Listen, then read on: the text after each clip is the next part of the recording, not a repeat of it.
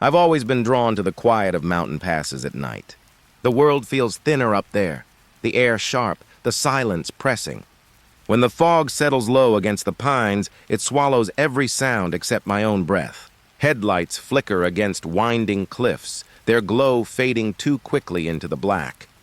There's something about that emptiness that never felt right. The rocks seem to hold echoes, the forest stares back, and sometimes you can hear things moving where no wind should reach. That night, I pulled my car to the side of a lonely mountain road. The engine ticked as it cooled, and the world outside seemed to wait. The mist thickened, swallowing the tree line, and a faint static buzz filled the air like broken radio waves. I stepped out, expecting the soft crunch of gravel under my boots. Instead, I heard something else, a humming. Low, steady, almost mechanical, drifting through the fog. I followed it deeper into the silence until the glow of my headlights disappeared behind me. That's when I saw it. The air was heavy that night. Fog curled low against the mountain pass, drifting in ribbons across the trail. The pines stood tall and unmoving, their needles blackened against a pale sky. I was alone. The road had long since turned into dirt, my boots crunching against loose stones. Every sound felt sharper, louder. My breath, the faint scrape of my jacket. Even the silence between then, a faint buzzing. It rose from somewhere above me. Not close, not far. A static hum, clinging to the treetops like invisible wires, stretched tight. At first, I thought it was wind pushing through the branches. But the trees were still. Not a single limb moved. The sound deepened as I walked. A broken signal, uneven, like a voice trying to form behind the interference. Every step toward it made the forest bend. The pines seemed taller, their trunks leaning, subtly at first, then more pronounced, as if they were drawing inward, crowding around the path. I slowed, but the static pressed closer. It filled my ears crawling under the skin. The fog thickened, and shapes formed in the spaces between. That's when I saw them. Between the branches, a faint glow. Pale orbs hung in the air, trembling as though caught in a slow breath. They pulsed, dim to bright, bright to dim, like the rhythm of a living chest. I stopped breathing. The static cut away for just a moment. The silence that followed was worse. It pressed against my throat, suffocating, heavy with expectation. The orbs floated higher, their glow bleeding faintly into the mist. They weren't lanterns. They weren't fireflies. They were watching. I took one careful step back. The earth beneath my heel crumbled, snapping a twig. The static returned in a sharp burst. It wasn't sound anymore. It was something else, a signal, coded and deliberate, pulsing through the marrow of my bones. Every light shifted toward me. Not with movement, but with intent. The forest bent again, trunks groaning softly as if the wood itself strained to listen. Branches closed overhead, blotting the pale sky. I whispered something without meaning to. A half-breathed apology, broken by fear. The orbs flickered, once, twice, then they went out. Darkness fell harder than it should have. The fog swallowed the path. The static stopped. The silence after was wrong, too complete. Like every living thing had drawn in its breath and refused to let it out. I stood frozen, waiting for the forest to release me. But it didn't. The stillness pressed closer. The air around me felt crowded, though I was alone. Every shadow leaned inward, faint outlines of branches bending in directions they should not bend. My chest ached from holding breath. I forced a shallow inhale, and even that felt loud, dangerous. There was no sound now, no static. No footsteps but my own, only the waiting. The pines stretched higher than I remembered. The trail behind me was gone. Even the memory of it felt like a trick. Something unseen lingered between the trunks, not moving, not speaking, just watching in a silence that would not break. I stayed there for a long time. Too long. And even now, when I close my eyes, I can still feel the forest breathing around me, waiting for me to step forward again. The air was already cooling when I stepped onto the trail. A narrow path cut through the trees. Dusk sat heavy, spilling a faint gray light across the earth. The ground felt softer than usual, loose, almost hollow. Each step sank a little deeper than I expected. A hush pressed down around me. Only the quiet crackle of leaves moved with me. Then, another sound. Not quite mine. Something faint, like an echo under the dirt. A step following my step. But deeper, the soil seemed to shift, almost breathing, like something waiting just beneath. I told myself it was nothing. That maybe the roots were stretching, or a stone had rolled. But the rhythm matched me. Every time my heel touched the ground, a dull thud rose back through the earth. Too precise to ignore, I slowed. The sound slowed. I stopped. For a moment, there was only silence. Stillness in the trees. My chest rising too fast in the quiet, then a faint shuffle answered from below. Not after me, but under me. The trail stretched empty in both directions. I was alone. Yet it felt as if someone else was keeping pace. The soil trembled in strange little pulses, small vibrations I could feel through my shoes. As though something tunneled. I pressed forward, forcing my steps to quicken. But the rhythm returned. Not above the ground. Not behind me. Always below. The sun had slipped lower. Shadows tangled across the trees. And the earth beneath my feet kept whispering back. I glanced at the soil. Thin cracks ran like veins along the trail. I swore. Pale light glimmered faintly from within. It flickered in tiny breaths. Blue. Cold. Not natural. I knelt close enough to feel the chill seep out. And as I did, the footsteps pressed closer, not faint anymore, heavy, directly beneath. It was as if something enormous mirrored my weight, matching my movements, answering me. I staggered back, my breath breaking in short bursts. The ground shifted as though it wanted to rise. A ripple spread under the dirt, following me like a shadow. The sky had dimmed into deep indigo. Only the last scraps of daylight clung to the treetops. And still, I heard them one step, then another. And another. The trail seemed endless. The earth beneath, alive, waiting for me to stop. I tried to steady myself. But the cracks widened as I hesitated. The glow bled brighter, faint mist curling from the soil. Each pause in my stride was answered, as if something listened, and chose when to answer back. I thought of running. But the sound beneath me quickened, eager. It wanted me to, so I froze, every muscle still. I didn't move. For a heartbeat, silence wrapped the trail. Even the trees stood still. Even the air. Then, a single step answered. From below. Louder than all the others. The dirt beneath my feet trembled. Loose pebbles rattled against one another. I could feel the hollow space stretching far down. I lowered my gaze to the cracks. The pale light grew brighter. Soft, cold fingers of mist spilled upward. I thought I saw shapes moving in the glow. Thin silhouettes. Slender hands brushing the underside of the earth. My chest tightened. I couldn't breathe properly. The footsteps now circled beneath me. One slow loop, tracing my stillness, measuring me. The soil dipped beneath my shoes, as though something pressed against it. From below, testing the weight, I wanted to scream. But the quiet pressed against my throat. Even my breath felt too loud. Then the rhythm returned. Step, step, step. Only this time, I wasn't the one moving. The ground shifted forward without me. Something walked on its own. Dragging my echo into the distance, the glow dimmed. The cracks sealed with soft earth. The soil grew calm again, and yet, the memory of those steps remained in my chest. I never knew if it was still waiting, still listening, still pacing in silence beneath that hollow ground. But even now, when I walk alone at dusk, I can feel the trail answer me, not with my own steps, but with its own, and when I stop to listen, I hear it stop too. The road was empty that night, a thin stretch of asphalt swallowed by fog, the kind of silence where even the hum of the engine feels too loud. My headlights reached only a few feet ahead. Beyond that, nothing but pale mist, drifting like breath across the valley. I was tired, more tired than I'd realized, and when the fog thickened, I slowed to a crawl. That's when I saw it, a flicker.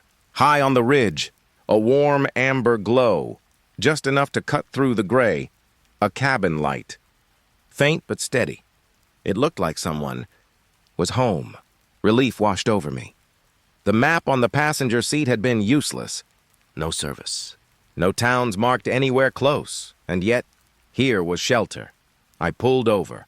The road crumbled into gravel at the edges, damp from the evening's drizzle. I left the car idling, its headlights pressing weakly into the fog. The ridge was steeper than it looked. Brush tangled around my boots, wet leaves clinging to my jeans. The air smelled faintly of pine, but sharp metallic too, like rain on rust. Each time I turned to look back, the car seemed farther away, not just distance. It was wrong. Like the road had shifted, retreating into the mist. I shook the thought away, told myself it was just exhaustion. Just fog playing tricks. The light ahead pulsed faintly as though waiting for me. By the time I reached the tree line, my breath was shallow. The quiet pressed in. Even my footsteps felt muffled, absorbed by the earth, branches arched overhead. And then, a clearing. The cabin stood there. Dark wood, roof sagging with moss. The faint light flickered in one square window, high on the wall. I stared at it, heart lifting slightly. But as I stepped closer, the glow wavered, dimmed, I froze, and then it went out. The cabin was swallowed in shadow, only pale fog drifting past its walls. I stood still, waiting for the light to return, but it didn't. Cautiously, I approached the side of the structure. The wood smelled damp, like earth, soaked and forgotten. I walked the length of the wall, searching. There was no window, not a single one. Not where the light had been. Not anywhere at all, only boards, nailed shut.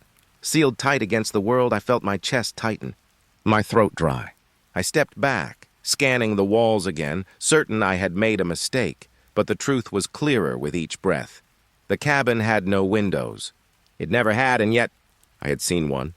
A square of amber light, beckoning me here. The silence deepened. A silence so heavy I could hear the blood in my ears. I turned to look back toward the road. The car should have been visible through the clearing. Its headlights, something, but there was only mist. Thick, endless. Like the road had never been there at all. Panic prickled at the edges of my mind. I stepped backward, feet crunching over leaves. The cabin loomed darker now, as though it had swallowed what little light remained. I tried to breathe slow, tried to focus, but the ridge no longer felt familiar. Every tree leaned in the wrong direction. The thought struck me, quiet but certain. The cabin hadn't vanished its light. It had lured me here. My chest ached. I couldn't tell how long I stood frozen, staring at walls that shouldn't exist. The silence only grew heavier, pressing against my ribs, urging me to listen. I don't remember turning away, only the fog shifting as I stumbled back into it, hoping the road would return, hoping the car would still be waiting. But the ridge stretched on, unfamiliar. And behind me, hidden in the mist, I swear something was watching from where the window should have been. The trail was empty. The kind of empty that made the trees feel older than time itself. It was autumn, the air sharp, thin.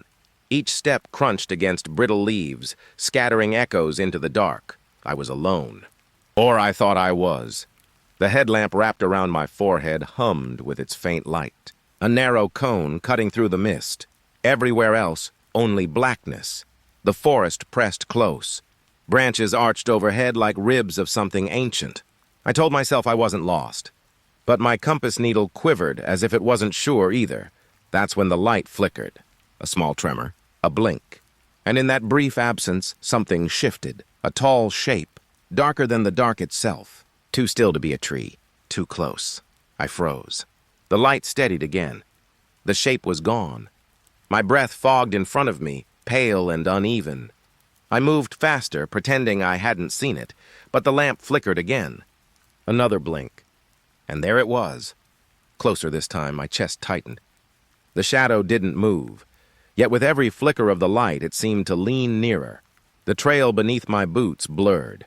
All I could hear was the hum of the lamp and the ragged pull of my own breath. I stopped walking. The forest hushed. No rustle of leaves, no distant owl. Only silence, thick and suffocating.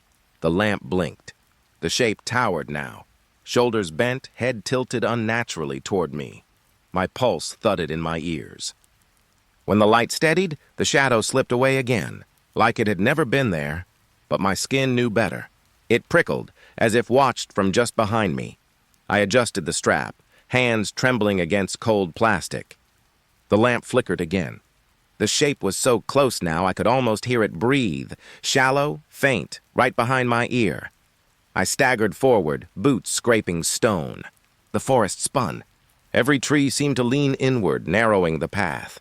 The light steadied once more. The trail lay empty, but I no longer believed it. A thought slipped in, uninvited. If I turned the lamp off, what would I see? I tried to ignore it. I tried to focus on the path, on the damp earth and the fading smell of pine. But the flickers grew worse. Each blink stretched longer than the last. And with each blink, the shadow breathed closer. I reached up. My fingers found the switch. I shouldn't have, but I did. The lamp clicked off. The forest collapsed into black, pure swallowing black, and in that darkness I heard it. Not imagined. Not a trick of fear, a breath. Right at the back of my neck, slow, deliberate, as if it had always been there. My own lungs locked tight. I couldn't move.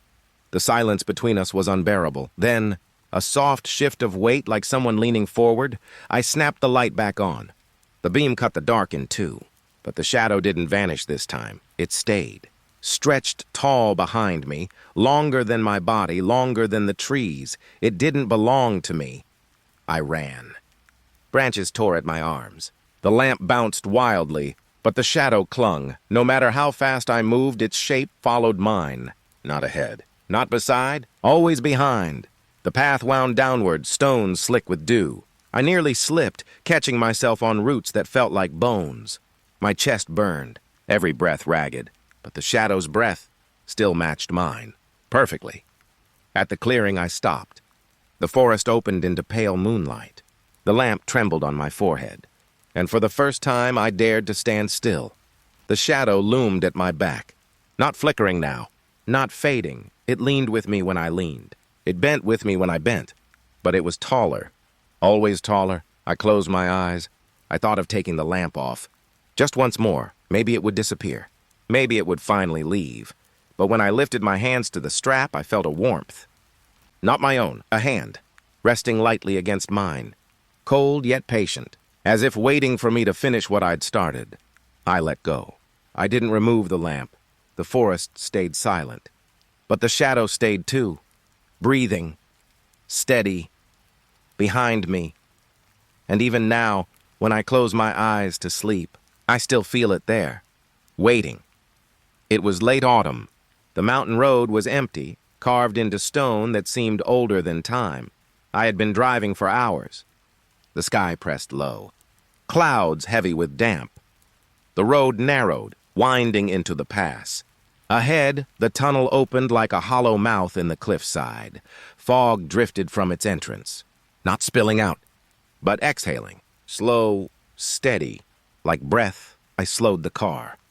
The headlights caught the vapor, thick and pale, moving in waves. It reminded me of someone asleep, a giant chest rising and falling. The air chilled the moment I stepped out. The quiet was absolute. Even the engine seemed muted. I walked toward the tunnel. Stone archway dripping with moss, the asphalt swallowed by a thin silver mist. I should have turned back. But the road behind me had been blocked earlier. Fallen rocks scattered across the lane. This was the only way through. The tunnel swallowed me quickly. Light dimmed. Walls damp, glistening with condensation. My breath joined the fog, but didn't feel like my own. Each step echoed softly, but the echoes came back. Delayed. As if something else repeated them. The walls shimmered faintly, moisture catching my flashlight beam. Shapes formed, vague silhouettes shifting at the edges. At first I thought they were reflections, but they didn't match me. They moved when I was still. I whispered my own name just to hear a sound. It came back lower, dragged, stretched thin. Halfway in, the air changed, warmer, heavy like walking into someone's breath. The tunnel seemed to pulse. A low thrum in the stone, like standing inside a heartbeat. I touched the wall. It quivered under my hand. Wet, alive, not stone. Panic rose, but my legs carried me forward. Every few steps I looked back. The entrance was shrinking. The pale daylight, fading. I thought I was walking straight, but the tunnel curved subtly, twisting, bending, swallowing perspective. Then, the entrance was gone. I turned in circles. No light, no trace of where I'd come from. Only fog, dense and pressing. My flashlight flickered. The beam wavered, cutting through shifting vapor. Silhouettes drew closer. Thin, elongated, some tall, some bent. None of them breathed like I did. The hum grew louder. Through my feet, up my spine. Steady, rhythmic. I realized I was inside the chest of something vast, and it was awake. The air moved against me. Pushing, pulling, each exhale warm. Each inhale pulling fog deep into the stone. I ran, or thought I did. My footsteps soft, muffled, swallowed before they reached my ears. Walls closed in. Breath shortened. Tunnel narrowed until I felt my shoulders brush wet stone. The silhouettes kept pace. Not chasing, just there. Waiting for me to understand, I pressed forward until I couldn't. The tunnel ended, not with light, but with another wall, warm, damp, pulsing. A ribcage of stone, alive. I leaned against it, exhausted. It shuddered beneath me, then stilled. The hum ceased. Silence fell so deep, I could hear the beat of my own heart. But in the next breath, it wasn't mine. It was slower, deeper, the rhythm of something vast, surrounding me. And I stood there in the breathing dark, not knowing if I was inside, or if something had swallowed me whole. It was late, the kind of late where the road feels endless. Only the hum of the tires, only the breath inside my chest. The dashboard clock had stopped hours ago, but I kept driving anyway. The forest pressed close on either side. The fog moved like pale water across the glass. I remember glancing at the passenger seat, empty, but I thought I saw movement, just for a second. That's when the radio turned on, a click, soft static humming through the speakers. But my car had no power. The ignition was off. The battery, dead since morning. I froze. The dial glowed faint green. Numbers spun across it like restless eyes. And then, a whisper. My name. Drawn out. Slow, like it had been waiting. The static shifted. Broken syllables twisting into coordinates. A road, a direction, a place I didn't know. I gripped the wheel tighter, tried to breathe slow, but the voice kept threading through the static, repeating the numbers, repeating my name. I thought about pulling over, leaving the car there in the fog. But the radio, it laughed, not loud, not human, just the crackling edge of laughter folded into white noise, mocking, pulling. The coordinates burned in my mind. I didn't want to follow them, but my hands turned the wheel anyway. The road narrowed. Branches scraped the sides of the car.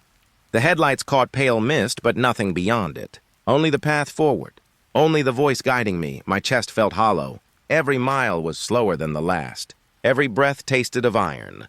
The radio grew louder, static swallowing the silence. Words bending into whispers, fragments of memory. Things only I should have known. Childhood places. Forgotten nights. Moments no one else had seen. I whispered back once. Just once. Who are you? The speakers hissed. And then, the same laughter, thinner, colder. The road ended at the cliffs. I hadn't been there in years, but I remembered.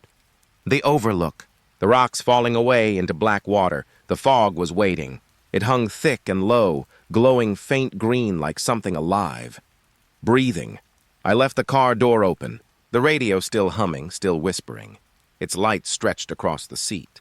Unmoving, the air outside was damp. It clung to my clothes, my skin. Every step closer to the edge felt like I was walking inside a dream. The whispers followed, not from the car anymore, from the fog itself. Threads of my name pulling through the air. I leaned forward. The green light shifted below the cliff. Not water, not rocks. Something moving, slow as a tide. The fog swelled. And in it, faces, soft outlines pressed against the mist. Eyes half open, mouths parting as if to breathe, or to speak. My chest tightened. I stumbled back, but the laughter returned. This time not from the radio. It echoed from the cliff face, from the fog itself. The pale glow flickered, like a signal waiting to be answered, like it wanted me to step closer. I don't remember leaving. I only remember the silence when I woke in my car. The radio dead again, dark, as if it had never turned on. The road behind me was gone. Only fog. Only the empty hum in my ears. And sometimes, when I drive alone, the speakers click alive again. Just long enough for a breath. Just long enough for a voice to say my name. Before the static takes it back, the fire had gone low. Only embers now. A faint crackle in the dark. I was alone in the valley. A small tent, a single pack. The kind of silence that settles too heavily on the chest. Above me, the ridge rose like a black wall, jagged, sharp against the pale sky. The moon hung behind it, cold, almost metallic. I remember pulling the blanket tighter around my shoulders, feeling the dry grass under me, the way the earth seemed to exhale, slow, damp, alive. That's when I noticed them. Figures, thin, standing along the ridge, perfectly still. At first I thought they were trees, bent stumps maybe, but the line was too clean, too human. I blinked, and the shape at the far left had shifted, closer, down the slope just slightly. I told myself I was tired. That shadows play tricks, but my breath had already slowed. My chest tight. The fire popped. A piece of wood fell inward, and in that burst of orange, I counted them. 7. 7 figures, evenly spaced, watching. I rubbed my eyes. The night hummed with insects, and when I looked back, 6 stood at the ridge. The 7th was lower. I couldn't see their faces, only outlines cut from the moonlight, but the air carried something, like a weight, like silence stretched too far. I tried to focus on my breath, steady, in, out, pretend I wasn't looking, pretend I wasn't alone, but every blink betrayed me. The 6 became 5, then 4. Each time I opened my eyes, they had slipped closer. By midnight, they stood at the tree line. Black against black, waiting, I whispered to myself. That they weren't real, that I'd wake and laugh. But the grass leaned toward them, as if stirred by their presence. The fire died completely. Only ash now, and the ridge seemed taller, as though it leaned over me. I sat frozen, afraid to close my eyes, afraid to keep them open. At some point I must have drifted, or maybe I only blinked too long, because when I raised my head, they were gone from the tree line. Gone. The valley stretched empty, still. I thought maybe they'd left, but when I turned, my throat closed. One stood by the tent, so close I could see the faintest curve of its shoulder, the pale rim of moonlight against what should have been a face, and then nothing. A blackout, like sleep stolen too quickly. When the pale wash of dawn reached me, the valley was empty. No figures, no shadows, no trace of what had stood there but the earth. The earth told another story. Just beyond the tent, the soil was pressed down, not by feet, not by any shape I could name. Circles, wide, perfect, as though something vast had leaned down and rested. Watching, I touched the edges. The dirt was cold, damp though the night had been dry, and deeper than any footprint. I counted them. 7 circles, pressed into the earth where the watchers had stood. The valley felt hollow, drained of air, as if something had fed on the silence and left only its shell. I packed quickly, hands trembling. Each rustle of fabric felt too loud. Each step toward the trail carried me away, but never far enough. Even now, when I close my eyes, I see that ridge, the line of figures cut sharp against the moon, and sometimes I feel the ground give softly beneath me, as though another circle is waiting to be made, waiting for me to blink. It was late autumn. The air carried that sharp chill, the kind that stings the lungs. I was walking the old trail behind the ridge. No one ever used it anymore. The ground was soft with wet leaves and fog clung low to the earth. I remember my boots sinking slightly, each step swallowed by silence. The forest was darker than it should have been. The moon was thin, pale, hanging just enough to outline the treetops. That's when I saw it, a light far ahead. At first, I thought it was a hiker, someone carrying a lantern swaying gently as they walked. I felt relief. It had been hours since I'd seen another soul.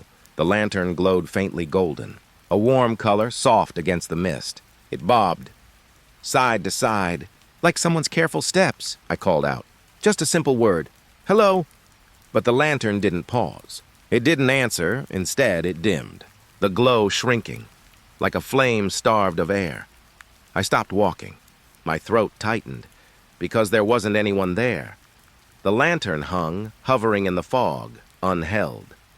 I told myself it was a trick of my eyes, the way mist distorts things. I blinked hard, but it stayed, floating. The light drifted closer, slowly, as though the air itself carried it forward. A faint hum followed with it, low, barely audible. Like a voice beneath breath, I wanted to step back. But my legs held me in place. The hum grew clearer. Not words, not music, just vibration inside my chest. The lantern swayed once more, side to side. Closer now. The glass was old, smudged, dust clinging to its frame, but no hand. No figure, only the light. I whispered my own name, without meaning to. As though answering something, some call I couldn't hear. The lantern pulsed. Bright then dim. Like a heartbeat, I realized I wasn't breathing. The trail around me felt heavier, as if the trees bent in closer. The fog thickened until my skin felt damp with it. The hum deepened. I felt it through the soil, through my boots, through my ribs. I wanted to run. But the moment I thought it, the lantern paused. It hovered just a few feet away, the glow washing pale light across the leaves. And in that light, there were no shadows. Not mine. Not the trees.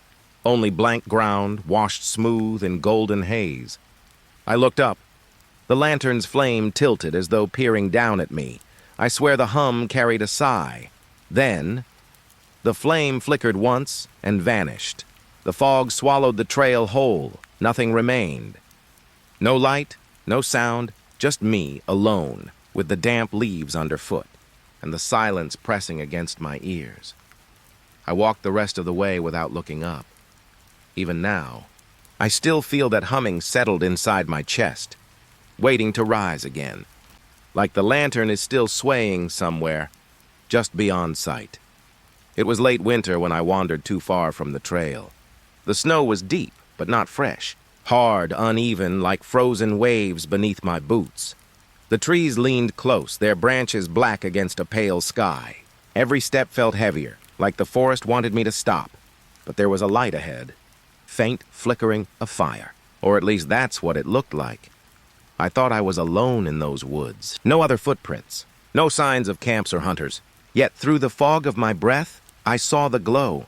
At first, I felt relief. A fire meant warmth. A fire meant people. But when I got closer, my relief thinned into confusion. The logs were burning red. A campfire, yes, but each blackened stick was coated in a sheen of ice. Frost clung to the wood, sparkling, crystalline, while beneath, the embers glowed hot enough to sting my eyes. The snow around the fire should have melted, but instead, it had hardened like glass. My boots crunched over it, sharp as broken ice. Then I saw them, figures, sitting in a ring around the fire. Still, quiet, their shapes blurred by the steam rising off the strange flames. I froze. My heart pressed hard against my ribs. But the figures didn't move. Not at first, they looked human. Their heads tilted slightly as though watching the fire. Hands resting on knees, bodies outlined in the soft glow. I wanted to call out, but something in me refused. My throat stayed closed. I only breathed, slow, shallow. The heat reached me then. It was unbearable. Though the air was bitter cold, the ground beneath the fire burned. The soles of my boots began to soften. I could feel the warmth seeping up through the leather. Every instinct told me to step back, but I couldn't, because the figures turned, all at once. Their heads shifted toward me, slow, like bending reeds. And their faces. No, not faces, just pale steam, lifting from hollow shapes, empty, transparent, like breath caught in cold air but holding form. I stumbled back. My heel cracked through the frozen crust of snow. The sound echoed sharp in the silence, and then they vanished. Not into the dark, not into the trees. They dissolved, like smoke drawn back into the fire. I was left staring at empty logs, the frost still clinging to them.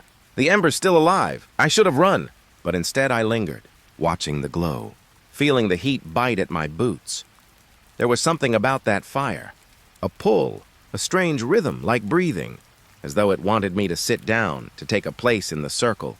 The woods pressed in tighter, the silence heavier. And in that stillness I thought I heard it, a whisper. It came not from the trees, not from the wind, but from the fire itself, crackling soft words I couldn't understand. A voice woven into the hiss of steam. I leaned closer, too close. The heat burned my skin even from where I stood, but I couldn't step away. The whisper bent itself into something clearer. Not a word, but a memory. My memory, a mistake I had buried years ago. One I had promised myself I'd forget. Yet there it was. Spilling from the fire, I staggered back. The flames bent higher, bending like hands reaching. And then, just as suddenly, they dimmed. The light shrank into the ash. The frost melted away. The circle of snow cracked, blackened, and the heat fled. All that remained was the faint smell of smoke and silence. I stood there for a long time, afraid to move. The fire was gone. The figures were gone. But the warmth stayed in my boots, as though the ground itself still remembered me. I never found the trail again that night. I wandered until dawn, following shadows. When the sun rose, the forest was still. The fire was nowhere to be found. But even now, when the nights are cold and the silence feels too heavy, I can still feel the heat rising, as though the fire is waiting for me to sit down and take my place in the circle. The mountain pass was quiet that night. Thin air, a pale moon hanging low, its light falling like frost across the stone. I walked slowly, boots pressing into the brittle gravel. The wind tugged at my jacket, but there was no other movement, just me and the silence, until he appeared. A figure standing ahead, half hidden in the curve of the path. Not moving, not speaking. I thought he might be a hiker, someone lost in the cold. But as I drew nearer, my steps slowed, his head tilted toward me as though listening. But there was no face. Where the features should have been, there was only smoothness. Pale and still, like glass, my throat tightened. I tried to speak, a greeting, a question. But no sound came. He raised one hand, a slow, deliberate gesture. A beckoning. And then he turned, walking toward the dark ridge. I should have left. I should have turned back. But my legs followed him, quietly, step by step. The trail narrowed, rocks slick with frost. Each turn felt hidden, as if no map had ever known it. And always he was a few paces ahead, never looking back, never stumbling. The air grew thinner. My chest ached. Still, I climbed. There were moments when the wind carried strange whispers. Not words, but something soft, like breath against stone. I glanced upward. Clouds shifted across the moon. The path glowed faintly in its light. The faceless man lifted his hand again. This time he pointed. Not to me, not to the ground, but to the sky. I froze. Above us, the stars were gone. In their place, shapes. They hovered in silence, vast and weightless, their edges blurred like smoke folding into itself. Not birds, not clouds. I couldn't tell if they were close or impossibly far. They pulsed, faintly glowing. Each movement stirred the air around me, though nothing touched my skin. The faceless man stood still beside me, his smooth head tilted upward, as if he had seen this before, as if this was what he had always wanted me to find. I wanted to ask him. I wanted to demand an answer. But my voice stayed trapped inside me. The shapes above us shifted again. Slow arcs, silent patterns drifting against the void. A sense of wonder pressed into me, and dread, too. As if I was not meant to see this. As if no one was.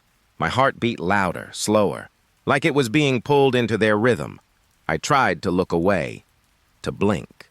But every time I closed my eyes, the shapes burned brighter in the dark behind them. When I turned, the faceless man was closer. His blank surface reflected the pale glow above. No mouth, but I felt him whisper, not through sound, through the cold air itself. Follow. The word wasn't spoken, but I heard it inside my chest. I stepped back, shaking my head. The gravel shifted underfoot, and in that tiny sound, the hovering shapes seemed to pause, as though they heard me. I dared not move again. My breath was thin, the silence heavy. And yet, the faceless man pointed upward once more. His hand did not tremble. I don't remember how long I stood there. Minutes, hours. The air held me still. When the moon slid behind the ridge, the shapes faded like mist dissolving, one by one, until only the stars remained. The faceless man lowered his hand, and slowly, without sound, he began to walk back down the trail. I wanted to follow. I wanted to demand answers, but my body stayed rooted in place, too heavy to move. I watched him vanish into the pale fog that clung to the rocks, and I was alone again, only the sky above me. And the faint memory of what had been there, I don't know if I truly saw it, or if he showed me something that should never be remembered. But sometimes when the night is clear, I catch myself staring upward, and the stars don't look the same anymore. The nights were longer that summer. The hills were dry, and the air carried a pale warmth even after sunset. I had walked farther than usual, chasing nothing. Just silence. That's when I found it. A narrow gap in the limestone, half hidden by weeds. The shape of a cave, breathing cool air against my skin. I stepped closer. The ground was uneven, marked with pale stones. Inside, it was darker than it should have been. I leaned in, and for no reason at all, I whispered my own name. The sound slipped into the hollow, then came the return. A faint echo, stretched. Slower, heavier than I spoke it, my breath caught. I tried again, a louder call. The cave breathed it back to me, dragged down, thick with weight. It wasn't just an echo. It was delayed, distorted, as if the stone itself had spoken, not the air. I laughed nervously, though no one was there. The sound fell into the dark. And again it returned, deeper than before. Each time I called, each time I sent something into the void. The cave gave it back. But not the same. Never the same. I whispered a word I hadn't said in years. A name I kept hidden, buried in memory. The cave repeated it. Almost perfect. Almost. There was a crack in the syllables. A wrongness, like an old recording. I stepped inside. The air grew colder, damp on my skin. The silence pressed around me like water. I called again. This time, the cave answered faster. The voice was closer, too close, as if standing only a few feet away. I felt the back of my neck prickle. I told myself it was just sound, just the walls bending it back, but the pause between us was too human. Like it was waiting, like it was listening. I tried to stop, but something in me wanted to hear it again, to test how far it would follow. So I whispered once more, and the cave didn't return my words at all. It said something else, something I had not spoken, my name, followed by a phrase I knew too well, a sentence from a memory I had never shared aloud. I froze. The air had gone still, no trace of wind. Even my breath seemed to vanish before it touched the stone. The silence stretched, and then a soft rustle, deeper in the cave. Like fabric dragging against rock, I stepped back. The voice came again, clearer. This time it wasn't even delayed. It spoke in my tone, exact, but not from the hollow anymore. From beside me, from just behind my shoulder. I couldn't move. The earth felt heavy beneath my shoes. The pale light outside seemed farther than before. The cave had stopped breathing. But the voice kept speaking, repeating my name, slower, softer, like it wanted me closer, like it wanted me inside. I backed away. My footsteps cracked over loose stone. Yet each step echoed too loudly, as if someone else had matched them. At the cave's mouth, I turned once more. The darkness seemed to pulse, a living shadow, and for the first time, the echo came without me calling. It whispered one last word. Not my name, not anything I had ever spoken, just a soft command, a single word that felt older than language. Stay! The hills were silent as I left. The night air was warm again. But in the distance, faint and low, I thought I still heard my own voice calling after me, and I walked faster, because I wasn't sure if it was still mine. It was past midnight. The highway was almost empty. Just me, the hum of the tires, and the faint rhythm of rain. The world outside felt like it had been swallowed by fog. Streetlights bent into pale halos, dissolving as soon as they appeared. Each one passing, softer, weaker. I hadn't spoken in hours. My throat was dry. The silence in the car was thick enough to notice. I drove with the window cracked just enough to feel the cool air. It slid against my skin like damp cloth, heavy, cold. Then, in the rearview mirror, movement. At first I thought it was nothing, just the rolling blur of headlights. But then I saw the outline. A figure, sitting in the back seat. Fog clung to their body like a second skin. My chest tightened. I didn't hear the door open. I didn't feel the weight shift, yet there they were. I kept my eyes forward, hands locked around the wheel. But the mirror kept pulling me back. A pale face, eyes lowered, lips closed. And still, I heard the whisper. Turn left. It wasn't a voice in the air. It pressed directly into my head as if my own thoughts were betraying me. But the lips didn't move. I gripped the wheel harder, my knuckles stiff, frozen white. There was no left turn, just road, just fog. Turn left. The whisper came again, gentle, patient, as though it knew. I would obey. I blinked, and for a second, the road seemed to bend. An opening, a shadow path leading into the trees. But when I looked again, it was gone. Only asphalt stretching into nowhere. The figure in the back didn't shift, didn't breathe, didn't exist, and yet it filled the entire car. I told myself not to look, not to check the mirror again, but my eyes betrayed me. Their head was closer now, tilted, leaning toward me though their body never moved. The whisper slid across my skin. A damp hand I couldn't brush away, straight ahead. Keep going, my chest ached. I wanted to stop, to pull over, to run. But the thought of opening the door, the thought of stepping into that fog, felt worse, so I kept driving. Through silence, through breathless miles, through a night that refused to end. Every so often, the whisper returned. So soft it almost blended with the rain. Right. Faster. Don't slow down. Hours blurred. I don't remember the roads. I don't remember my own thoughts. Only the voice that wasn't a voice. And then, the sky began to pale. Dawn stretched its weak arms through the mist. Soft blue leaking into the horizon. I dared to look again. The mirror was empty. The seat behind me bare. No fog. No shadow. For the first time all night, I exhaled. My chest felt lighter, my skin less cold. The silence in the car was just silence again, but when I pulled into the empty rest stop and opened the back door, the seat was wet, beaded with condensation, as though someone had been there for hours, breathing, waiting. I closed the door slowly. The echo rang louder than it should have, and in the quiet, I still felt them, as if they had only stepped out for a moment, and might return once the fog thickened again. The air in the mountains was colder than I expected. Late autumn, thin light pressing down through bare branches. I remember the silence most of all, just the steady rush of water, a mountain stream cutting through stone. Its voice was soft.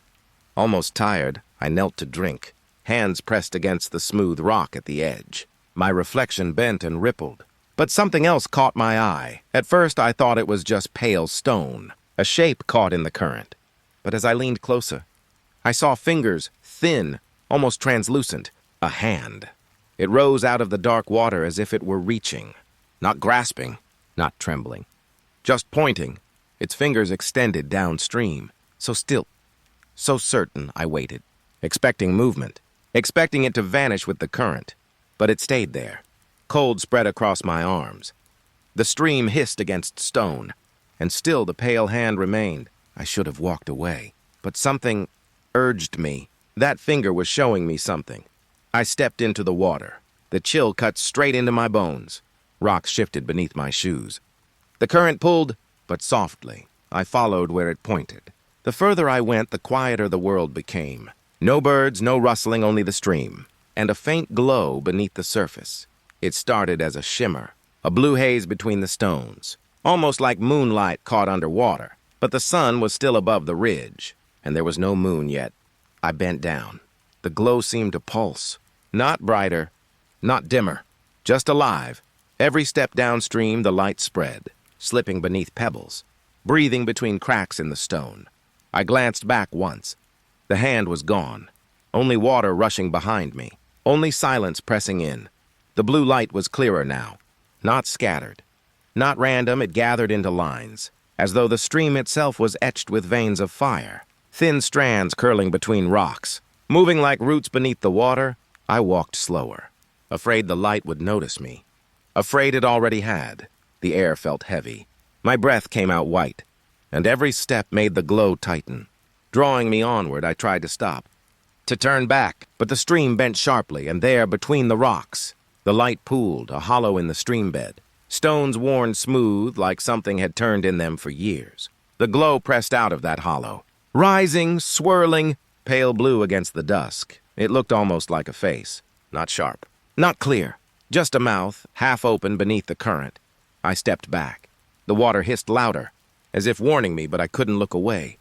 The mouth shifted, not moving, just reshaping with the glow, like a whisper held in silence. Like words I couldn't hear, the current bent around me, dragging at my ankles, pulling me closer.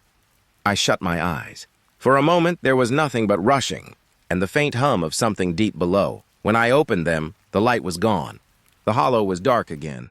Only the stream, only stone. I turned and walked back quickly this time, cold pressing against my ribs, every breath sharp. When I reached the place where I'd first seen it, the hand was there again, still pale. Still pointing downstream, I stumbled out of the water, onto the bank. And when I looked back a final time, the hand was gone, only ripples on the stream. Only the faint sound of water rushing on, but even now, when I close my eyes, I see that finger. And I know it was never pointing at the stream, it was pointing at me. The night was clear, crisp air, still and thin. No clouds, no wind. Just the quiet stretch of autumn holding its breath. I had wandered further than usual. Fields behind the house, brittle grass brushing my ankles. Every step soft, swallowed by the wide silence. I remember looking up, expecting the same cold sky I'd seen all my life. But it wasn't the same. The stars looked brighter, sharper, as if someone had wiped the glass of the world clean. Too many of them, scattered like silver dust. For a moment, I was filled with awe, an endless map above me. A calm so deep it felt almost holy. I lay back on the ground. The soil was damp, the scent of earth clinging to me, and I stared. At first, I thought my eyes were playing tricks. A cluster of stars drifting, not twinkling, but shifting. Slow, deliberate, almost like a school of fish beneath the surface of a black ocean. I blinked. The stars held their place. But when I focused again, they weren't where I left them. I sat up. My breath caught in my throat. And still, the movement continued. They weren't falling, not shooting stars, not meteors. They were arranging themselves. Lines became curves, curves bent into an outline. And in the vast ceiling of night, a shape began to emerge. An eye, perfectly formed, unblinking, rimmed with scattered light. The stars were its lashes. The black void was its pupil. And it stared down at me with a stillness that pressed against my chest. I whispered to myself, "No." But the silence carried it away. The longer I looked, the clearer it became. Not illusion, not imagination. It was watching. And then, the eyelid moved. Stars shifted in unison, sliding downward. A slow, soundless blink. Like the sky itself had skin. My body felt heavy, pinned by its gaze. The field around me no longer safe, no longer mine. I wanted to stand, to run, but my legs refused. Every nerve hummed, caught in its stare. The stars twitched again. Another blink. This time slower, lingering. The air grew colder. A strange hum threaded through the silence. I could feel it vibrating in my ribs, deep and low. The eye widened, stretched wider than anything human. An endless, swallowing gaze. I pressed my hands into the soil, dirt wedged under my nails. But the ground felt unsteady, almost pulsing beneath me. Everywhere I turned, the sky followed. No matter how small I tried to make myself, I couldn't slip out of its vision. It was alive, and it wanted me to know. The blinking slowed. Each pause between movements felt longer, like it was deciding, measuring, then, just as suddenly, stillness. The stars held their places again. An ordinary sky. Quiet. I sat there trembling, breath shallow, wondering if I had lost myself in some dream. But the awe had curdled into dread. Every star above me seemed sharper now, like countless tiny eyes waiting for the chance to move again. I walked home without looking up, every step careful, every shadow too loud, even now.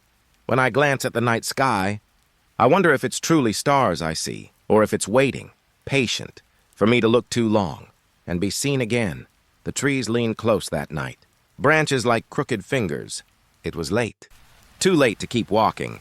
The air smelled of damp pine, cold earth under my boots. The fog had thickened until the trail was only a pale ribbon ahead of me. I was tired. Every step felt heavier. I wanted only to reach my camp, to sleep, and then, through the blur of the trees, I saw it, a flicker of fabric between trunks, canvas catching the weak glow of my lantern. A tent relief washed over me, but as I moved closer, my chest tightened. It was my tent, the same color, the same lean in the frame. Even the fold in the flap, I knew it. I froze. I hadn't reached that spot yet. I had been walking in the opposite direction. Still, there it was. My camp.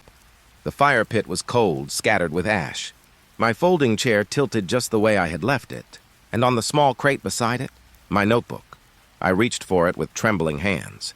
The cover was damp with dew. When I opened it, the words inside were my handwriting. Pages of thoughts, dates that matched exactly. I stared at the ink. Dark, familiar, mine. The fog pressed tighter around the camp. Every tree seemed closer. Watching, I whispered to myself. Maybe I had circled back without realizing. Maybe exhaustion had twisted the trail, but deep inside, I knew that wasn't true. I stepped toward the tent. The zipper was half open, a dark mouth in the pale canvas. I crouched, pushing the flap aside. Inside was my bag, my blanket folded at the corner, my boots lined up neatly, laces tucked. I touched them, cold, still damp from yesterday's stream crossing, and then my eyes drifted lower. The sleeping bag. It was zipped shut, a shape inside it. Rising and falling, breath I froze, knees locked. My pulse echoed in my ears. The lantern light wavered against the walls. And the figure shifted, just slightly. As if dreaming, I wanted to speak, to whisper anything. But my throat closed. That bag. It was mine. The same tear near the foot. The same faint stain from spilled coffee. I backed away, slow as I could. Every step seemed to stir the air. The zipper trembled faintly. Outside, the fog pulsed with silence. Even the insects were gone. Only my breath, too loud, too fast. I tried to tell myself it was a stranger, a wanderer who found the camp. But the notes, the bag, the boots, they were mine. I stopped at the edge of the trees. The tent stood quiet, still, and then, from within, the zipper began to close, not fast, not sharp, just slow. A careful hand drawing it up from the inside. I turned. The forest waited, empty, dense, every path swallowed in mist. My lantern flickered. I wanted to run, but if I ran, where would I go? Behind me, the tent was sealed. No breath of light escaping. No sound, only silence. And the faint impression that whoever was inside was now awake. I stood there until my legs shook, too afraid to step forward, too afraid to turn away, and in that stillness one thought circled again and again. If this camp wasn't mine, then where was the one I left behind? The fog carried no answer, only the weight of someone else, breathing softly in a space that should have been mine. The air was colder than it should have been. Late autumn, the kind of night where the streetlights feel too far apart. I stood alone, my breath rising in pale clouds. Soft fog curling upward, vanishing into the dark, but it didn't vanish. The first time I thought nothing of it, just the cold clinging. But the smoke like mist hung there, longer than it should, suspended, shimmering faintly in the pale glow. I exhaled again. And that's when I heard it, a faint hiss, like static, not in the air, not from a speaker, but from me, from my own mouth. I froze, holding my breath. The silence wrapped tight around me, but when I let it out again, that same soft static, crackling in the night, it wasn't natural. It wasn't wind. It wasn't my imagination. I leaned forward, watching the fog escape my lips, and inside the hiss I thought I heard words, not in English, not in anything I could recognize. Broken fragments, low, whispering. almost like two stations colliding on an old radio dial. I pressed my hand to my chest. My heartbeat felt wrong. Each inhale rattled. Each exhale hummed. I tried to steady it. Breathe slow. Breathe quiet. But the slower I breathed, the clearer the voices became. They were speaking to me. I was sure of it. Even if I couldn't understand, the fog curled tighter now, not drifting up, but bending back, turning, leaning toward me. I stepped back, and the mist followed. Like smoke attached to my skin, each breath I let out clung closer, gathering, thickening. A pale cloud with weight, almost forming shapes. My throat tightened. I tried to hold it in, but the pressure burned. I couldn't. I let it out in one trembling gasp, and the hiss grew louder, sharp, clattering with voices, layer after layer of whispers, some too deep, others too shrill, overlapping, feeding through my own lungs. I stumbled to the edge of the street. The lamps buzzed faintly above, but in that buzz, I realized something. The sound was the same, static, everywhere. I pressed my hands over my mouth, but the noise didn't stop. It leaked through the cracks of my fingers, soft whispers. Clawing out with every beat of my chest, I thought of running, but the night around me had gone still. No cars, no footsteps, no wind, just me and the static. It echoed now, not only when I exhaled, but in every shallow inhale too, like the air around me was already corrupted, already carrying the signal. I bent forward, coughing hard, but instead of sound, a sharp burst escaped, like a radio snapping to life, and this time, I understood just one word, soft, dragged out, carved into my bones. Stay. The fog trembled. It didn't drift anymore. It clung to my shoulders, slid down my arms, wrapped around my legs. Every breath I gave only fed it. Every exhale gave it shape, until I wasn't sure where my body ended, and the mist began. The whispers calmed. Quieter now, but constant, like something waiting. Patient. I stood in the middle of that silent street, cold air pressing in, and all I could hear was the static in my breath, and it hasn't stopped since. The air was thin that morning, high in the ridges, where the pine gave way to gray stone. The trail wound upward in sharp turns, each step slower than the last. I remember the silence. No birdsong, just the faint scrape of my boots in the cairns. Little towers of stone, stacked carefully along the trail at uneven distances, each one leaning just slightly, as though they had been built a long time ago. At first I thought nothing of them. Hikers mark trails. People leave signs behind. But these were different. They weren't on the path. They were pressed into it, embedded like teeth in the dirt. I leaned closer to one. The stones were cold, even though the sun touched them. And there was a hum. Low, steady, like the faint vibration of wires. But there were no wires. I told myself it was wind. Wind slipping between cracks. Wind trapped in hollow spaces. But the air was still. Completely still. The higher I climbed, the more cairns appeared. Dozens of them. Stacked high like watchful figures. Some leaning so far they should have fallen. The hum deepened. Not all at once. Each cairn had its own tone. And as I passed, they layered together. A strange, uneven chord. I felt it inside my ribs. A vibration pressing into me, as if the stones were pushing sound through bone. I stopped at one shaped taller than the rest. The topmost rock was smooth, flat, pale. It looked heavy, far too heavy to balance where it sat. But it didn't move. I reached out and froze. The hum shifted. From low to high, thin, piercing. It sounded like a cry. I pulled my hand back. The cairn trembled just slightly. Dust spilled between the stones. The path stretched ahead. More towers, more humming. All waiting, I kept walking. I didn't want to stop. But the wind picked up, just a small gust, enough to brush across my face, enough to move the pines far below. And the cairns screamed, not in words, not in voices I could place, but in a long, tearing wail. It rolled down the trail, stone to stone, cairn to cairn, each one answering the other. The ground vibrated. Loose pebbles shifted under my boots. I felt it in the soil like something crawling beneath. I covered my ears. It didn't matter. The scream was not in the air. It was inside the earth. I stumbled forward too fast. The path tilted, rocks sliding under me. and I heard one of the cairns collapse. I turned. Stones lay scattered in the dust. The stack was gone, but the sound, the wail, it kept going. It rose from the dirt itself, from the broken pile, from the hollow spaces in the ground. I wanted to run, but the trail narrowed, pressed against the cliff face. Nowhere to go but forward. The cairns shook with every gust, and every gust became a scream.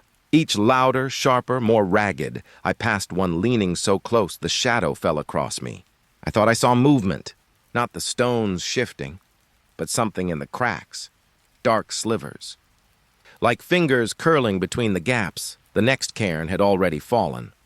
But it was still crying, its voice thin and broken, rattling up from the soil. The wind rose again. The whole ridge seemed to answer, not just the cairns, the mountain itself. I dropped to one knee, clutching the earth. It was humming beneath me, a steady vibration, not random, not natural, like a note held too long, a sound that shouldn't last. And yet it went on. The cairns ahead leaned further. One by one they tipped, rocks sliding free, tumbling down the slope. But even when they shattered, even when nothing stood upright, their voices stayed.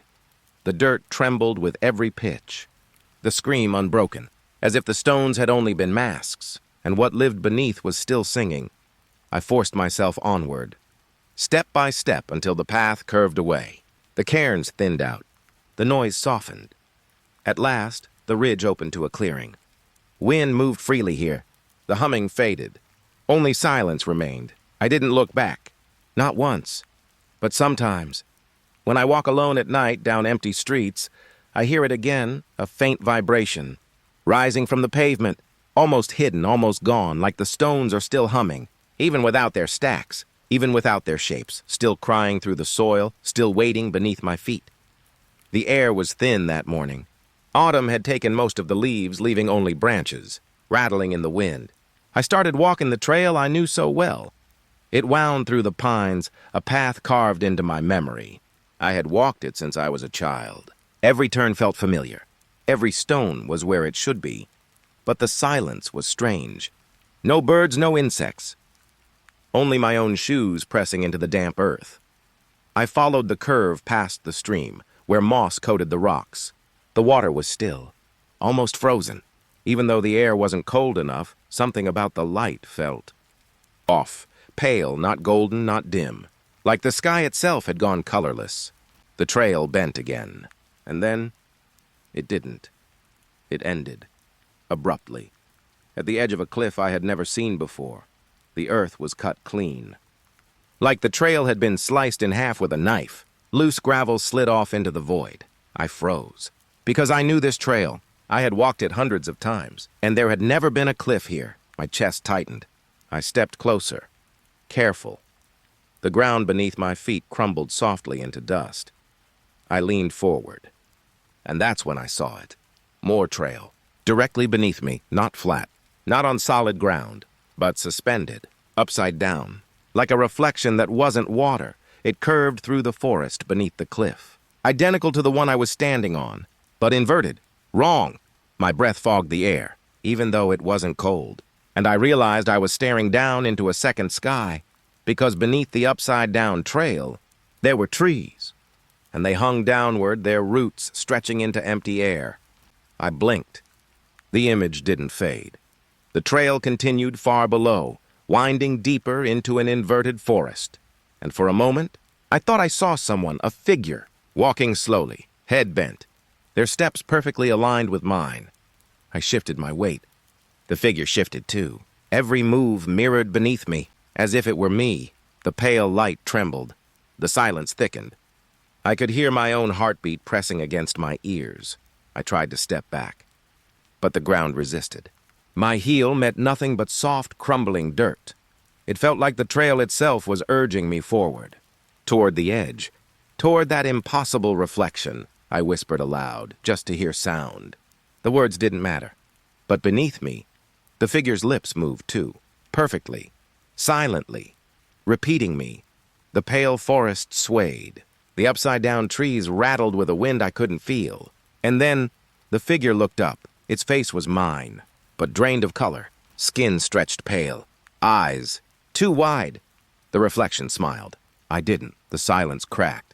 A faint hum rose in my ears, trembling through my jaw, like static trying to form a voice. The ground shuddered once.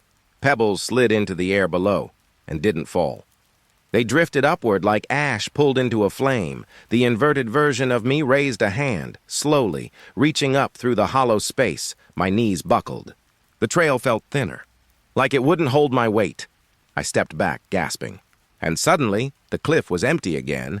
No mirrored trail, no inverted forest. Just rocks, jagged and dark, dropping into endless fog. The silence returned. Heavy, almost relieved. But I didn't feel safe, because the trail was still gone. The cliff was real, and when I turned to retrace my steps, the forest behind me had shifted. The trees were closer, branches reaching, the air trembling with that faint static hum. I never found the end of that trail again. Every path I take leads me back to the cliff, and I know if I look down, that pale reflection will be waiting, still smiling, still reaching, still walking when I don't. The trail was quiet. Pine needles softened every step. The late summer air was heavy. Still I walked alone, a worn backpack on my shoulders. The kind of silence that presses against your ears. The trees swayed, but only slightly. No wind. Just that strange hush you sometimes find, when the world feels like it's waiting. I stopped at a bend. The light was pale, filtering through the canopy. For a moment I thought I heard someone behind me, a breath, a soft crunch of soil. But when I turned, nothing. I moved on. Faster this time, every step echoing more than it should. Then I saw him, a man standing where the path narrowed, clothes rough from travel, shoes stained with dust. He smiled. And when he spoke, I froze. Because his voice was mine, every syllable, every tone, as if I had spoken through him. "Hello," he said, and it wasn't just similar. It was exact. The laugh that followed, even that nervous break, was the same sound I'd heard spill from my own throat 100 times before. I felt something in my chest pull tight, like I had stepped outside myself, and was watching from far away. I tried to answer, but he spoke again first, repeating my thought before it left my lips, word for word, perfectly mirrored, as though he had been rehearsing me. The trees around us blurred. The silence thickened, and I could hear only us. He tilted his head, his smile never shifting. "Trade places," he whispered. The words crawled inside me, like I had already said them, like I had wanted them. His eyes never blinked, and when I shifted back a step, he shifted forward, in rhythm. Each breath he drew, I matched without meaning to. Each small movement of his hand, I felt echo in mine. It was no longer conversation. It was rehearsal, and I was the one being copied. I muttered something low, anything to break the reflection. But even my stumbles, he returned. The air grew colder. The shadows stretched longer. I wanted to turn away, but his voice kept me still. Trade places. The same phrase, soft, patient, as if the words weren't an offer but a promise. I dropped my gaze. The ground swam, and for a moment, I saw 2 sets of footprints, both mine, pressed deep into the soil. Leading from behind me? To where he stood, I ran. I don't remember deciding to. I don't remember my feet moving. Only the rush of my own breath, chasing itself through the trees. Branches clawed at my arms. The forest tilted, spun, and still I heard him. My laugh, my breath, my voice behind me. Steady, unbroken. I didn't stop. Not until the trail opened and the world felt wider again. By the time I reached the road, my chest burned. The silence returned. I never saw him step from the woods. But I knew he hadn't stayed behind. Nights since then, I've caught myself speaking and hearing the echo a heartbeat too late. A laugh from across the room when I live alone. A whisper in the phone line matching my own words. Sometimes when I look in the mirror, I hesitate. Just long enough to wonder if the reflection is waiting. For me to trade places, the grass was damp. The meadow stretched wide, silvered under the pale night sky. Mist lingered, curling low as if the earth itself exhaled. I walked slowly. The air felt softer here. Heavier, too.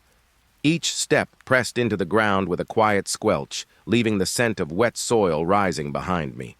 It was then that I noticed them, small lights, hovering low across the grass, round, glowing orbs, faintly pulsing.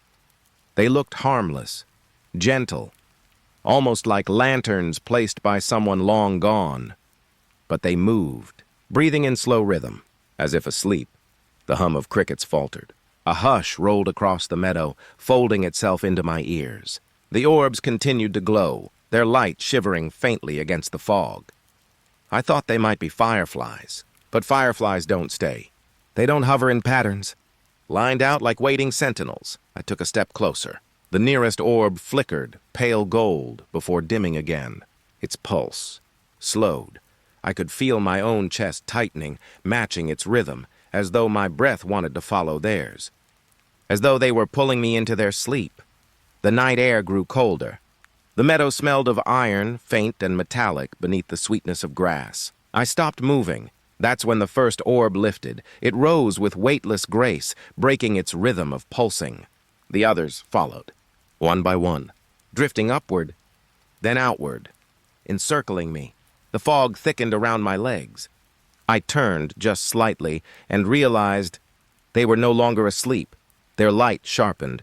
Not warm anymore, but pale, thin, searching.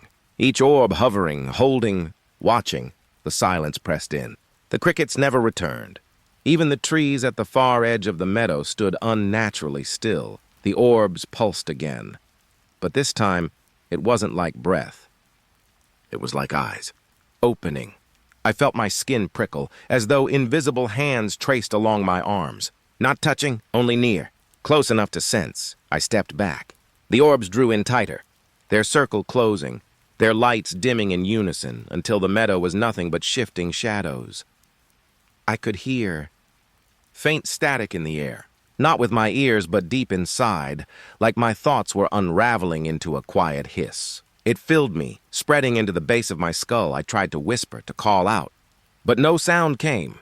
The meadow had stolen my voice. The orbs brightened again. Each one pulsed, quick, as if they were answering something unseen. And then I realized they weren't dreaming at all. They never had been. They were watching, wide awake, studying me with the patience of something ancient. I lowered my eyes. I couldn't bear to look at them directly. Their glow cut through the fog, shimmering on the blades of grass, painting every shadow too sharp, too precise. I felt as though I was the intruder here, as though I had stepped into a place where no one was meant to walk. The air hung heavy with waiting, but the orbs didn't touch me. They only floated, steady, unblinking, encircling, and as quickly as they rose, they began to drift back, sinking again toward the earth. Lower, softer, until they returned to that quiet rhythm, breathing, sleeping, or pretending to. I stood frozen for a long while. The fog curled tighter around my knees, urging me away. My body finally obeyed. I backed into the darker edge of the meadow, each step careful, measured, afraid to disturb their rest again. The circle loosened, but the silence followed me. By the time I reached the trees, the orbs had dimmed. The meadow glowed faintly like embers in ash, still pulsing, slow, steady. I never looked back fully, but I felt it. Their gaze lingering on me even as their lights lowered, and in that quiet, I knew they would wait, patient, sleepless, beneath the mist, watching, always watching. It was late in the season, the air damp, the kind of evening when fog doesn't rise, but clings low to the ground. The trail had led me to the river crossing. A rope bridge stretched out into the pale mist. Thin planks, dark with moisture, strung together by frayed cords. I stood there a long time, listening to the soft hum of water below. But I couldn't see it. Only the shifting fog. The air was still. Branches around me didn't move. Not a single leaf stirred, and yet the bridge shivered. At first it was faint, just a vibration under my hand as I tested the rope railing, like something distant, something heavy pressing upward. I thought it was me, my nerves, the way my pulse sometimes made things blur. But when I stepped onto the first plank, the whole span gave a low, groaning sigh. The ropes creaked. The wood trembled. And yet the air remained silent. No wind to blame. Halfway across, the vibration deepened. It wasn't the quick rattle of footsteps, but a slow, dragging pulse, almost like breathing. I froze. The bridge swayed once, though nothing touched it. The fog below curled and parted, as if stirred from beneath. I leaned out, gripping the rope until it burned my palm. Through the shifting white, a shape moved. Not sharp, not clear, but massive. The water wasn't smooth, it bulged. Something vast rolling just beneath the surface. Each time it turned, the bridge answered with another trembling moan. I tried to move faster. One step, then another. My breath loud against the silence. The rope snapped tight, jerking hard, as if weight had landed behind me. I didn't turn. I couldn't, but the plank sagged, pressed down by something unseen. A second rhythm fell into place, soft, heavy, walking. The bridge shook harder, not side to side, but downward, dragged from below. I felt the ropes pulling against my hands, straining as though they wanted to slip free. The wood groaned with every step I took, echoing against the fog. Then, silence. The bridge stilled. My body hung suspended, sweat cooling against my neck. Only the faint hum of the river reached me. For a moment I thought I'd imagined it. The strange weight, the unseen steps. I looked ahead. The far side was only a dozen planks away. I stepped forward. The wood splintered faintly beneath me, and then, behind me, a single plank shifted. Slow, measured, as though someone, or something, was keeping pace. The fog below drew tighter, a darker shadow circling under the bridge. No ripples, no splash, just a rolling presence following with me. Every step I made, it answered. Wood bowing, ropes straining. An invisible companion crossing beside me, I reached the last 3 planks. My breath quickened. The ground waited just beyond. The bridge trembled in one long final shudder like a sigh. And then it stopped.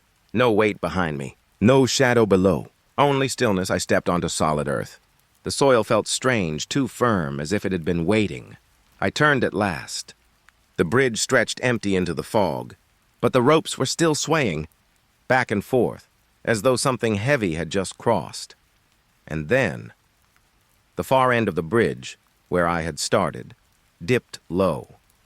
One plank, pressing down, but there was no one there. Only the fog, folding quietly in the pale light. I kept walking, not looking back again. Yet even on solid ground, I could feel it. The faint vibration still lingering in my bones. The bridge had carried more than me across. And somewhere, deep in the fog, it was still waiting. The watchtower stood at the edge of the forest, a crooked silhouette against the pale September sky. The trees pressed close, but none touched its stone. As if they knew better, I came here when the roads were empty, when the air felt colder than it should have. Just before night settled in, the door was heavy. Its wood swollen with rain, rotting at the edges. I pushed. It groaned, then gave way. Inside, the dust stirred like ash. Spiderwebs clung to the ceiling beams, and the silence was so complete. It felt like I had stepped into something sealed. At the center of the room stood a clock, tall, iron-framed, its face pale, glass cracked, but it had no hands. Still, it ticked, soft, uneven at first, like the heartbeat of something buried. I thought maybe it was the echo of my boots on the wooden planks. But when I stilled, the ticking continued, steady, patient. The longer I listened, the louder it grew. Not in the room exactly, but everywhere. In the air, in my teeth. In the soft drum beneath my ribs, I stepped closer. The glass reflected only my outline, blurry, faded, as if I wasn't really standing there. The clock ticked again, and again, each beat striking deeper, like a pulse pressed against bone. I covered my ears, but the sound did not fade. It moved inside me, a thudding rhythm in my chest. Too strong, too slow. Not mine. My breath shortened. The ticking quickened. I pressed my palm flat against the cold face of the clock. The glass was warm. I staggered back. The wooden stairs behind me creaked, as though something heavy had shifted. But the tower was empty. I was alone, still. Footsteps seemed to trail just above. Soft, deliberate, matching the ticking. One step for every beat, I climbed. The spiral stairs wound tight, suffocating. Each turn darker than the last. The ticking filled the stairwell, pressing against my skull. At the top, the narrow room smelled of rust and wet stone. The small windows looked out over the forest. The trees bent in the wind, but I heard no leaves, only the ticking. In the center of the floor, another clock, smaller, its frame cracked, face white. No hands. It ticked louder than the first. I could feel it in my jaw, in the space behind my eyes. Every beat pulling something from me, every beat asking for silence. The walls seemed to shift with each tick. Breathing, closer, then retreating. My hands trembled. The urge to smash the clock rose sharp and sudden. But I knew. If I broke it, the ticking wouldn't stop. It would only move deeper. I turned away, pressing my forehead against the cool stone wall, trying to steady my breath. But in the silence of my inhale, the ticking slipped into rhythm with my lungs. In, tick, out, tick. I pressed my chest, desperate to still it. But the beat went on. I descended step by step. The lower room felt different now. Darker, tighter. The first clock no longer ticked. It only hummed faintly, as though it had finished feeding. But the sound followed me out, into the woods. Into the road, into the hollow space behind my sternum. At night, when the house quiets, it grows louder. The walls pulse with it. My skin tightens against it, and sometimes when I look into the mirror, I swear I see faint pale lines on my chest, like the face of a clock, waiting for hands that never were. The ticking hasn't stopped since. And I don't think it ever will. The snowfall began just after dusk. Thick, heavy, the kind of snow that smothered sound until the whole town felt muted. I walked home, slowly, each step sinking deeper than the last. Street lamps glowed pale, their halos blurred in the drifting white. It was quiet. So quiet that even my own breathing felt too loud. That's when I noticed it, a shape in the snowbank across the road. At first I thought it was just wind-carved, a ripple in the drift. But when I drew closer, the outline became sharper. It looked like a face, half submerged, the features pressed just beneath the surface, eyes closed. Mouth open, like it had been frozen mid-scream. I froze in place, watching, waiting for it to shift. The snow fluttered against my coat. The air stung at my lips, and the face didn't move. I knelt down, brushing the powder away with my glove. The more I uncovered, the clearer it became. A perfect face. Skin pale as glass. The lips pulled back in a soundless cry. My hand trembled. I blinked. And it was gone. Just a shallow depression remained, as if my eyes had lied to me. Only a hollow where the cheeks should have been. I stood quickly, snow clinging to my knees. Across the road, more shapes caught my attention. One by the corner of the lamppost. Another against the side of a parked car. Another further down, half hidden by shadow, all of them. Faces, dozens of them. Imprinted in the white silence, each with that same expression. Mouths parted. Silent cries buried under frost. I felt the breath tighten in my chest. I tried to step back, but the crunch of snow beneath my boots felt unbearably loud. The faces seemed closer now, as if the wind had shifted, carrying them toward me. I rubbed my eyes, desperate to shake the image. When I looked again, they were gone. Nothing but uneven snowbanks. Soft mounds catching the pale light. I hurried on, my footsteps quick, my hands buried deep in my pockets. But the silence followed, pressed in around me, and every few steps I caught myself glancing to the side, imagining eyes half buried, lips parting soundlessly. I turned onto my street, relieved to see the dim outline of my house. But there, at the base of the fence, I saw them again, two faces, pressed side by side, mouths stretched wide as though they'd been calling my name before the snow drowned them. I stumbled forward, brushing them away with my boot. The powder scattered. But when it settled, the impressions were still there. Softer now, fainter, but still watching. I forced myself through the gate. The hinges groaned in the quiet, and for a moment It felt like every shadow in the yard had turned its head. Inside, I locked the door, pulled the curtains, sat in silence, my breath fogging the window glass. But when I dared to look out again, through the thin gap in the curtain, I saw the snow still falling, and in the drifts beneath the street lamp, the faces were back. Clearer than before, dozens of them, all looking up toward my window, mouths open in unbroken silence. I closed the curtain. I haven't opened it since, but sometimes, when the night is still, I swear I hear the faint crackle of snow shifting outside, like something beneath the surface is trying to breathe. The air was wet with evening. Fog clung to the trees like a slow breath. I had been walking downhill for hours, though the forest felt different, heavier somehow. The ground beneath my boots dipped and rose in ways that didn't make sense. A soft rustling followed me, but I told myself it was only leaves. Even so, the slope felt wrong, unnatural. Branches leaned toward me. At first I thought it was the wind, but the air was still. One by one, the trees tilted further, their trunks bending like they were listening, or waiting. My feet dug into moss that seemed to shift under me. I stumbled sideways, caught by the pull of the earth. I hadn't moved. I hadn't intended to, but the ground tugged, insistent. The path I knew, the gentle descent I'd followed countless times. It was gone. Every step left me unsure of direction. Even the sun, low and pale, seemed skewed, spilling light in angles that hurt my eyes. A crow called above, its wings slicing through the fog. But its shadow fell the wrong way, diagonal, unnatural. I stopped. My chest tightened. The air smelled like wet pine and something older. Something rotting but alive. I shivered, pressing my palms to my thighs, grounding myself. Then the forest tilted more sharply. A tree that had been behind me now stretched out beside me, leaning almost over my shoulder. I thought it might touch me. It did not, but I felt its weight pressing in the space my body occupied. I tried to walk forward. Each step slid sideways. It was impossible. I was both moving and standing still. The fog thickened. I could see the vague shapes of trees only a few feet away. Their bark rippled as if breathing.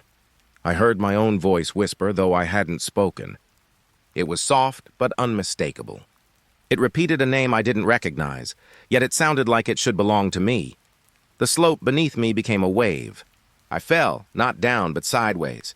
My hands hit soil that felt elastic, pulling me back upright only to tilt me again. I pressed against a tree, bracing for whatever gravity it had invented. My fingers sank into the bark.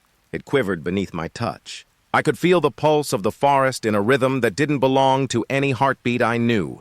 Shadows stretched long and thin. They slid along the ground as if trying to escape the trees themselves. I realized the sky above had shifted, stars spilling sideways like spilled water. I blinked. The forest had become a corridor of impossible angles. Even my own silhouette leaned, unsteady, almost fluid. A fox darted past, but it too leaned against the pull of this tilting world. Its eyes reflected a sky that I could no longer call up or down. I stumbled over roots that had been perpendicular a moment ago. The fog swallowed my feet and knees in turn. Every sound was delayed, echoing and soft as breath. I tried to find the path I remembered, but nothing was consistent. The forest tilted under me, then over me, as if deciding which way it wanted to be. I called out. My voice was swallowed instantly. A branch cracked behind me. I turned. Nothing. Just a tree leaning further, its shadow stretching toward me like a question. Hours, perhaps minutes, passed. I cannot say which. Time here lost its shape. Eventually the tilt lessened. The ground flattened, almost gentle. The fog lifted slightly, revealing a patch of familiar stars, or maybe unfamiliar ones. I stopped, panting, my hands braced against the soil. I looked up and the stars were sideways. I tilted my head to match them. I walked on carefully. The trees seemed normal now, though I knew they were not. I could still feel the subtle tug beneath my boots, a reminder that nothing had truly settled. I left the forest at last. The village lights appeared ahead, soft and steady. I exhaled, relieved, though something deep inside me stayed tilted. I glanced back sometimes, at the edge where fog meets wood. The trees lean there, impossible angles, patient and silent. I cannot tell if they are waiting or simply watching me try to remember which way is up. Even now, when I close my eyes, I feel the pull. A gentle tilt beneath my feet, a sideways whisper of wind, and I wonder if I ever truly left the forest at all. The wind had changed by the time I reached the pass, cold, carrying the scent of wet stone and pine. Fog pressed close, thick and pale, swallowing the trail behind me. I could barely see my own hands. Each step felt heavier. Every rock seemed to cling, refusing to be passed. The mountains had become shapes of shadow, quiet, watching. I told myself it was the altitude, the solitude, and yet I could feel it. Every story I'd heard, every tale that ended at a cliff or a hollow, it all led here. I had been climbing through whispers, through something that felt like memory and fear entwined. The pass was empty yet full. Then the light appeared, small at first, almost imagined. A flicker deep in the fog, pale as moonlight on wet stone. I stopped. The wind held its breath. It pulsed once. Then again, like a heart.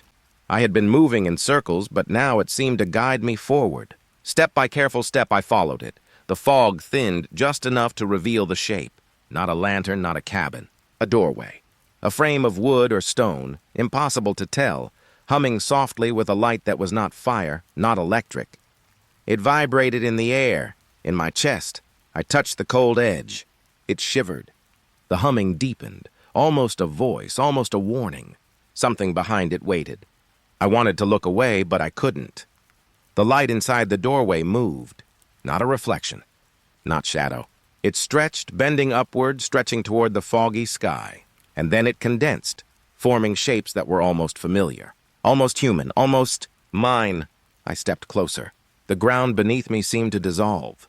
Or maybe it was my own mind unraveling. I could hear the mountains sighing, soft and low, as if the rocks themselves were alive. Every heartbeat was a drum in my chest.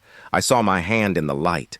But it was not my hand. Fingers too long, too pale, trembling just enough to make me hesitate.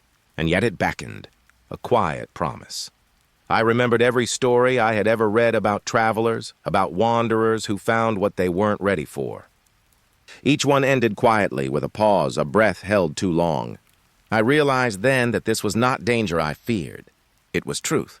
Something I had been climbing toward all along. I stepped through. The air was warm, yet the fog followed me in, curling around my ankles. The humming intensified, a language I almost understood, but never quite could. Shapes drifted at the edges of my vision, waiting, patient. And then, the silence. It was not empty. It pressed in like water, soft and enveloping. I could feel it filling my chest, my lungs, my ears. The doorway behind me had vanished. Only light remained, hovering just beyond comprehension. I moved forward. Or maybe it moved me. Time no longer had weight. Mountains, fog, memory.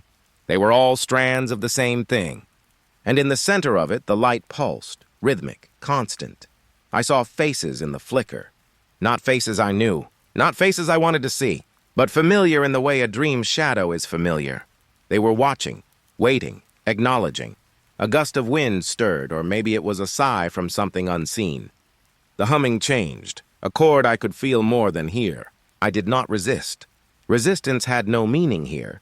I remembered the climb, every misstep, every night I had spent shivering under thin blankets, thinking of the pass. Every choice, every fear, it had been a path. The stories had not misled me. They had prepared me. The doorway appeared again barely at the edge of vision. A shimmer, almost imperceptible, and then gone. And in its place, stillness. Soft, endless, patient. I understood slowly. It was waiting for me to arrive, not to save me, not to harm me. Just to be noticed, to be acknowledged. I stepped into the light. It did not consume me. It held me. I could feel the pulse of it, the quiet knowledge it carried. Every story I had ever told myself, every fear, every hope, they converged here. And then I stopped. Because I realized there was nothing to chase, nothing to escape, only the quiet rhythm of presence, a gentle hum that filled the space where the world had once been. The fog drifted around me, curling like smoke, dissolving, reforming. I was alone. And yet, I was not. Something was watching from the other side of what I could not see. I breathed in. The light pulsed once more, and then it did not flicker again. I remained, softly, waiting, knowing that every story, every step had brought me here, and the mountain sighed, slow, patient, silent.